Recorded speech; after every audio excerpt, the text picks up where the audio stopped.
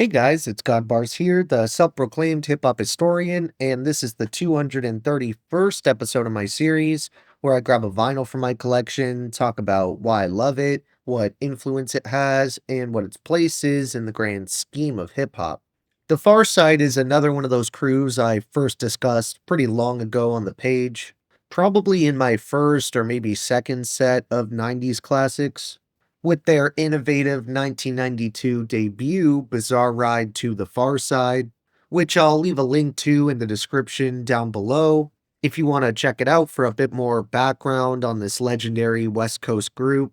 Their debut may be a near flawless snapshot of wacky, creative, and forward thinking early 90s hip hop. But despite the high quality of their sophomore LP, 1995's Lab Cabin, California, it often will kind of get left in the shadows in favor of its predecessor, which isn't necessarily fair in my opinion with how much growth and maturity happened in between the first and second project.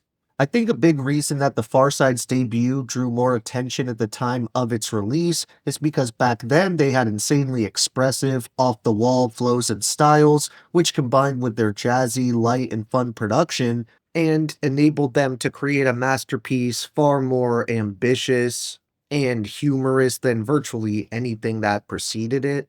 Lap Cabin California may have only followed 3 years after Bizarre Ride to the Far Side, but there's a noticeable jump in maturity, with most of the zany elements that decorated the first album getting traded in favor of a more laid back and cool approach that fit in with the hip hop that was dominating at the time. You have to remember that while 3 years may not seem like a long time, the changes that were happening throughout the culture were palpable.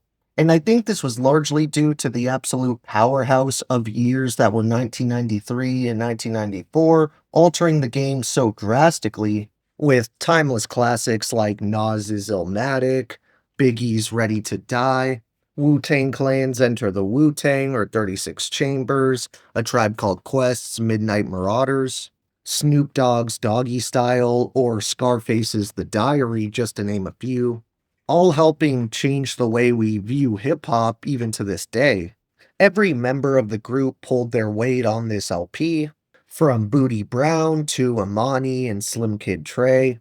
But personally, my favorite member's always been Fat Lip, as he not only has one of the more attention grabbing styles and voices in the crew, but the way he weaves his sense of humor into the music was super ahead of its time, and he often will use comedic self-deprecation that truly separated him from the average, more braggadocious rappers of the era.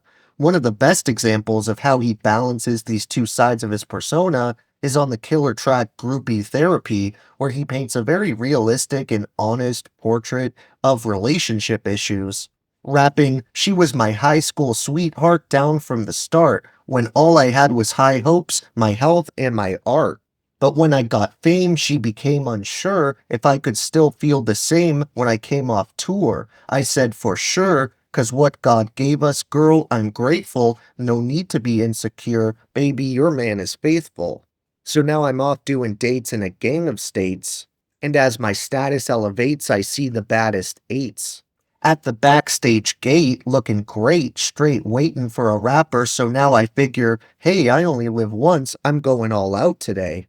Made a call out to LA to say what I had to say. Now I get back the very next week only to learn the tables turned like a technique. 1200. Last thing in the world that I wanted was my girl going out every night, getting blunted and zooted with a clique of well-known, reputed groupie hoes from all the hip-hop shows, backstage with her little backpack, trying to get chose by another man with talent, wealth, and fame.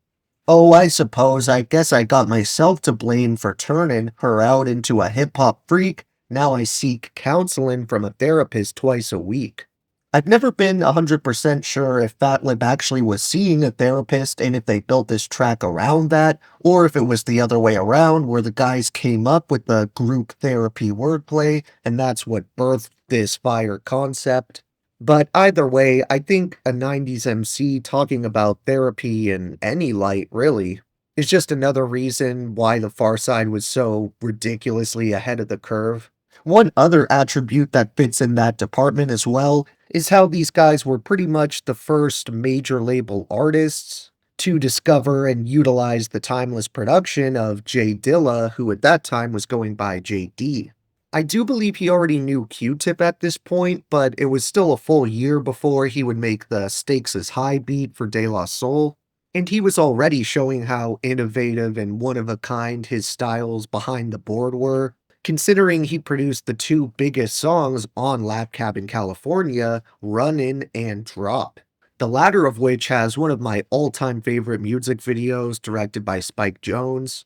Dilla actually did about half the beats on this LP, and it's a giant part of the reason this album sounds so rich and sonically polished even today, though you also have to give a hand to the other legends who assisted with the production, like Diamond D, M-Walk, as well as in-house members like Fat Lip, Slim Kid Trey, and Booty Brown. When it comes to the guest appearances on here, there isn't too much to offer outside of the one posse cut that includes Big Boy, not the Outcast one, as well as Smoochie Cat and Randy Mack. While Groovy Therapy is definitely one of the best tracks on this thing, I'm gonna skip over that one since I shared an entire verse off it, and instead name my honorable mentions as Bullshit, Pharcyde, Something That Means Something, Hey You, The Hustle, Moment in Time, Why, and The End. Then for my overall top 3 favorites, I think I'd have to go with Runnin', Drop, and Devil Music. Thank you for watching my 231st video. Next up, we have one of the most iconic trios to ever take part in the genre. So check in for that upload, and if you enjoyed, be sure to like, subscribe, and let me know what tracks you return to the most off this somewhat underappreciated LP. Don't have a great day, and I'll see you next time, okay? Alright.